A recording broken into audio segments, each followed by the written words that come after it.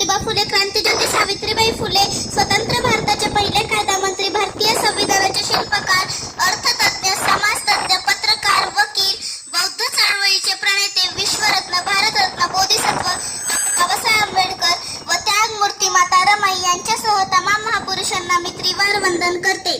सन्माननीय व्यासपीठ, व्यासपीठावरील मान्यवर व जमलेले सर्व बौद्ध उपासक व उपासिका, सर्वांना जय भीम. आज 14 एप्रिल आपण सर्वजण क्रांतीसूर्य महात्मा ज्योतिबा फुले व डॉक्टर बाबासाहेब आंबेडकर यांच्या संयुक्त जयंती निमित्ताने जमलेले आहोत. सर्वांना आंबेडकर जयंतीच्या मंगलमय शुभेच्छा.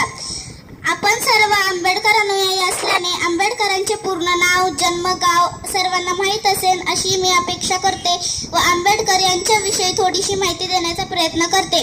जेव्हा आंबेडकर 10वी पास झाले तेव्हा राजर्षी शाहू महाराज हे त्यांना भेटायला आले होते. शाहू महाराजांना पाहून आंबेडकरांच्या डोळ्यात पाणी आले. आंबेडकर म्हणाले, शाहू महाराज, आपण कर्वेनगरीचे राजा आहात. राजाने रयतेकडे जायचं नसतं, रयतेने राजाकडे जायचं असतं. त्यावर शाहू महाराज म्हणाले, भीमराव, आम्ही राजे ते परंपरेचे, तुम्ही राजे ते विद्वत्तेचे. भेटायला आलो आम्ही.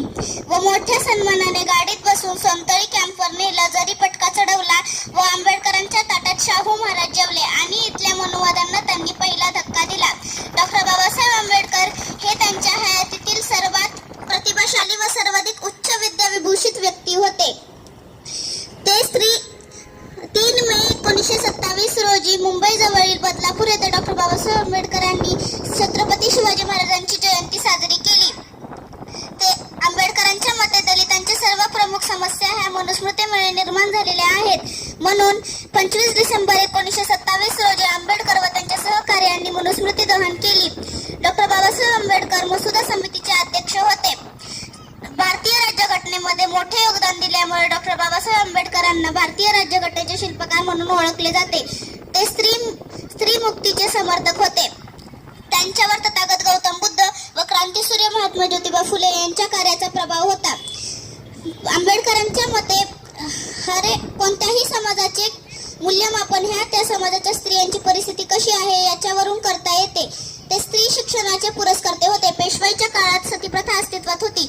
सतीप्रथा म्हणजे ज्या महिलेचा नवरा मेल्यावर तिला त्याच्यासोबत जिवंत जाळण्याची रूढी होती. त्या काळात महात्मा ज्योतिबा फुले व सावित्रीबाई फुले यांनी 1 जानेवारी 1848 रोजी मुलींची पहिली शाळा उघडली. तेथे सावित्रीबाई फुले मुलींना शिकवायला जात असत. तेव्हा लोक त्यांना शेण व दगड फेकून मारत असत. तेव्हा ज्योतिबा सावित्रीबाईला म्हणायचे, साहो, हे रक्तानं भरलेले दगड सांभाळून ठेव.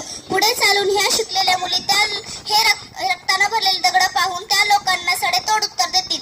पण त्या काही शिकलेल्या मुली ते रक्तानं भरलेल्या दगडाला शेंदूर फासून देव म्हणून पुंजू लागल्या व फुले दाम्पत्याला बैमान झाल्या. त्यातल्या काही मुली शिकून मोठ्या अधिकारी देखील झाल्या. ज्योतिबा फुलेंच्या स्त्री शिक्षण चळवळीला घटनात्मक रूप देण्याचे काम डॉक्टर बाबासाहेब आंबेडकरांनी केले. म्हणून आज द्रौपदी मुर्मू या देशाच्या राष्ट्रपती पदावर कार्यरत आहेत. आंबेडकरांनी देशासाठी व दलितांसाठी जेवढे कार्य केले त्यापेक्षाही जास्त महिलांसाठी कार्य केलेले आहे.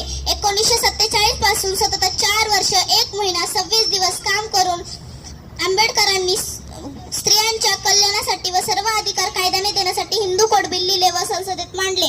परंतु हिंदू कोड बिल संसदेत मंजूर झाले नाही. म्हणून डॉक्टर बाबासाहेब आंबेडकरांनी मंत्रिमंडळातून मंत्रिपदाचा राजीनामा दिला.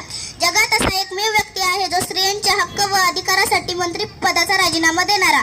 संविधानाच्या मूलभूत हक्काच्या 12व्या कलमापासून ते मार्गदर्शक तत्वाच्या 51व्या कलमापर्यंत जेवढे हक्क पुरुषांना मिळालेले आहे ते सर्व स्त्रियांना दिलेले आहे.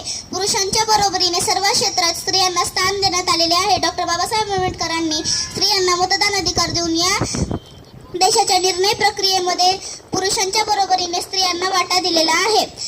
कलम 39 ड मध्ये समान कामाला समान वेतन अशी तरतूद केलेली आहे व स्त्रियांना सुद्धा संपत्तीमध्ये वाटा मिळावा अशी तरतूद केली आहे. स्त्री पुरुष समानतेची सर्वात मोठी सनद म्हणजे भारतीय संविधान होय. सागराचं पाणी कधी आटणार नाही, सागराचं पाणी कधी आटणार नाही, सूर्याचं तेज कधी मिटणार नाही.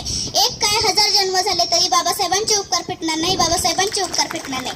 वेळाअभावी मी माझ्या शब्दांना पूर्ण विराम देते व मला येथे 2 शब्द बोलण्याची संधी दिल्याबद्दल मी तथागत मैत्री संघाचे अध्यक्ष, सचिव तर सर्व सदस्यांचे आभार व्यक्त करते.